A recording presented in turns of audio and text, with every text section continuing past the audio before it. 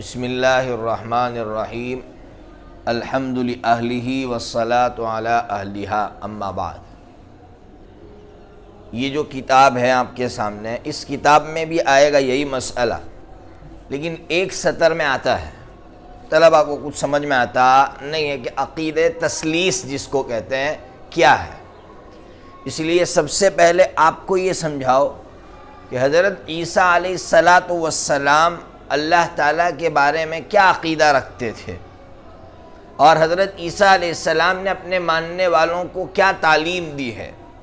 تو ایک بات یاد رکھیے، انجیل مرقس، کیا نام ہے اس کا؟ انجیل مرقس، اور ایک ہے انجیل متی۔ ان دونوں کے اندر حضرت عیسیٰ علیہ السلام کی اصل تعلیمات تھی۔ میری بات سمجھ میں، انجیل تو 4 ہے لیکن 2 انجیل، انجیل مرقس اور انجیل متی، ان دونوں اناجیل کے اندر حضرت عیسیٰ علیہ السلام کی اصل تعلیمات تھی۔ تو سنو، مرقس کے اندر جلد نمبر 12 اور صفحہ نمبر 29، اور انجیل متی 22 اور صفحہ نمبر 36۔ کیا ہے؟ حضرت عیسیٰ علیہ السلام نے یہ فرمایا تھا، ترجمہ اردو میں کر رہا ہوں۔ حضرت عیسیٰ علیہ السلام نے کیا کہا تھا؟ اے اسرائیل، کیا کہا تھا؟ اے اسرائیل سن، خداوند ہمارا خدا ایک ہی خداوند ہے۔ کیا کہہ رہے ہیں؟ خداوند ہمارا خدا ایک ہی خدا ہے، اور تو خداوند، کیا کہہ رہے ہیں؟ تو خداوند، یعنی اللہ کے لیے بھی خداوند کا لفظ استعمال کر رہے ہیں، اور جو سامنے بیٹھا ہے اس کو بھی کیا کہہ رہے ہیں؟ خداوند۔ یہ سمجھنا ہوتا پوائنٹ۔ تو خداوند اپنے خدا سے اپنے سارے دل اور ساری جان اور طاقت سے محبت کر۔ تو بات سمجھ میں آ گئی؟ حضرت عیسیٰ علیہ السلام نے کاہے کی تعلیم دی؟ ایک اللہ کی، کہ ایک خداوند کی عبادت کر۔ تو مسئلہ سمجھ میں آ گیا حضرت عیسیٰ علیہ السلام کی تعلیمات کیا تھی۔ پھر مسئلہ کیا ہے؟ حضرت عیسیٰ علیہ السلام کے بعد جو حواریین آئے ہیں، جو آپ کے ماننے والے آئے ہیں، تو آپ کے ماننے والوں میں جو بڑے بڑے لوگ تھے، جیسے برنامس، کیا نام تھا؟ برنامس۔ تو برنامس، اس کا کیا کہنا تھا؟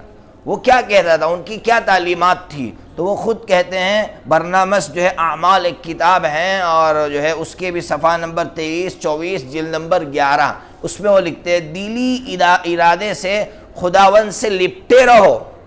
کیا کہہ رہے ہو؟ تو یہاں خداوند سے حضرت عیسیٰ علیہ السلام مراد ہے۔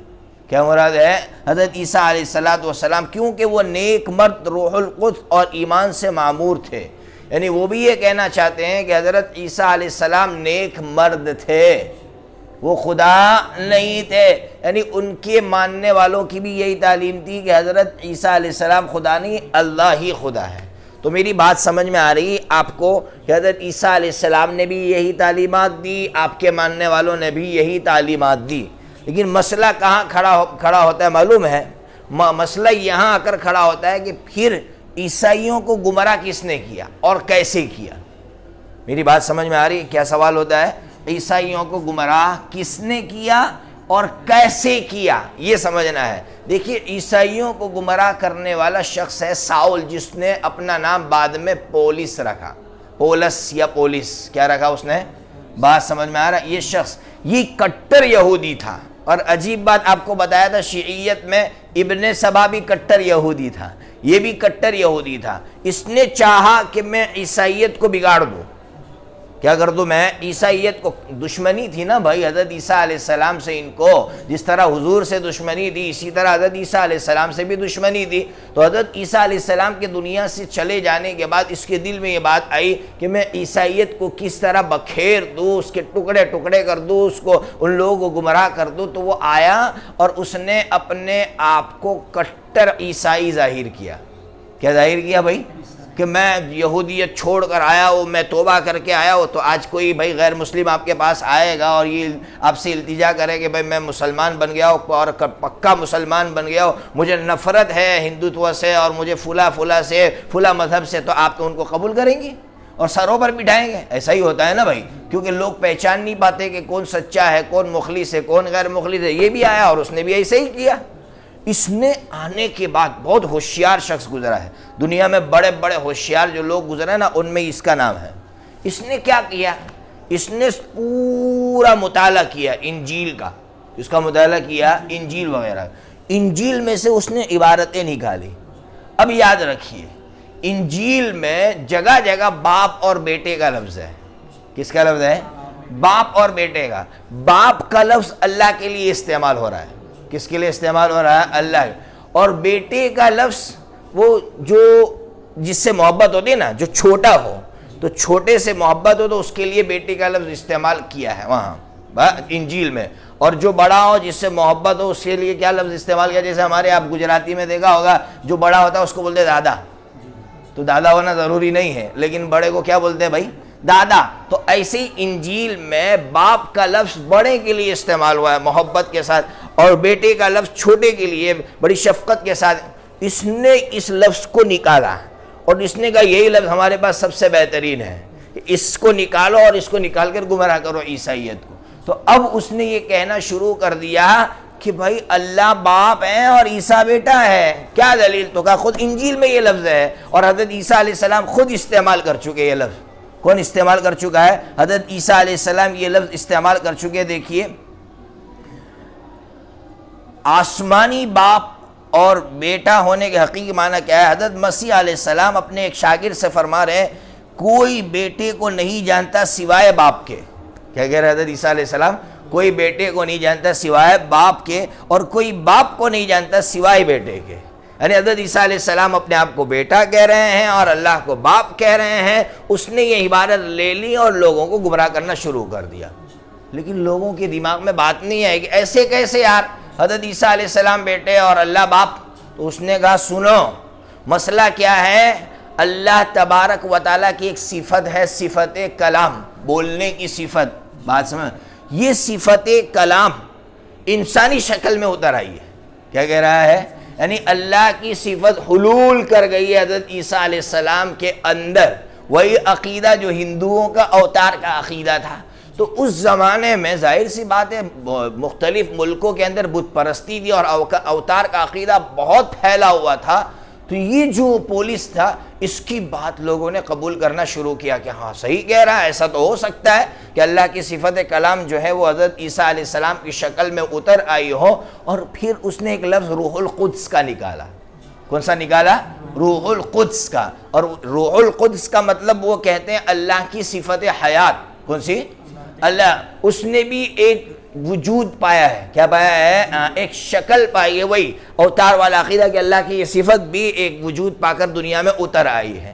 تو خلاصہ سمجھ میں آ گیا کس نے بہکایا بھائی؟ پولیس نے۔ کس نے؟ جو کٹر یہودی تھا۔ اور کس طرح بہکایا سمجھ میں آیا؟ وہ اصطلاحات لی، وہ الفاظ لیے جہاں سے اس کو شرک کے دروازے مل رہے تھے کہ یہاں سے میں شرک داخل کر سکتا ہوں۔ باپ بیٹے کا لفظ، اور پھر بیٹے میں بھی اس نے کہہ دیا کہ بیٹے کا مطلب اللہ کی صفت کلام جو ہے وہ حضرت عیسیٰ علیہ السلام کے اندر اتر آئی ہے، اور روح القدس کا مطلب اللہ کی صفت حیات اتر آئی ہے۔ اس طرح تین چیزوں کو پیش کیا۔ اب لوگ اعتراض کرنے لگے کہ یار یہ تین چیزیں کیسے ہو سکتی؟ تو اس نے کہا یہ تینوں ایک ہے۔ کیا کہہ رہا ہو؟ تینوں بس ایک دوسرے کے اندر منتقل ہوئی ہے۔ میری بات سمجھ رہا ہے؟ یہ تو ہو گئی بات، چلو پوری بات سمجھ میں آ گئی۔ اس لیے میں آپ سے کہہ رہا ہوں کہ اللہ تبارک و تعالیٰ کا احسان ہے ہم پر کہ اللہ تعالیٰ نے ہمیں جو شریعت دی ہے اس میں شرک کے سارے دروازے بند کر دیے نا بھائی۔ اس لیے کہا، کیا کہا؟ قبروں کو پکا مت بناؤ۔ کیوں بھائی؟ یہاں سے شرک کا، یہ شرک کا دروازہ ہے، یہاں سے شرک وجود میں آئے گا۔ حضور صحابہ حضور سے اجازت لے رہے، حضور قبرستان کی زیارت کرے، تو حضور نے فرمایا نہ۔ کیوں؟ تو حضور کو ڈر تھا کہ یہ شرک کا دروازہ، پکے مومن ہو گئے تو حضور نے فرمایا زور القبور، بھائی جاؤ قبر کی زیارت کر سکتے ہو۔ اور پورے قرآن مجید میں ایسا ایک بھی لفظ استعمال نہیں کیا گیا کہ جس سے شرک وجود میں آئے، بلکہ شرک کی جگہ جگہ نفی کی ہے۔ بلکہ انبیاء علیہ السلام کے بارے میں یہ کہہ دیا وَلَوْ أَشْرَكُوا لَحَبِطَ عَنْهُمْ مَا كَانُوا يَعْمَلُونَ، اگر مان لو کہ انبیاء بھی شرک کریں گے تو ہم ان کے سارے اعمال ڈیلیٹ مار دیں گے۔ یہ یعنی اللہ تبارک و تعالیٰ نے اس امت کو شرک سے کس طرح بچایا، یہ بات تو ہوگی۔ اب ان کا ایک اور عقیدہ، یہ مختصراً سب سنا رہا ورنہ ہے تو بہت کچھ سمجھنے کا۔ ان کا ایک عقیدہ ہے کفارے کا عقیدہ۔ کون سا عقیدہ؟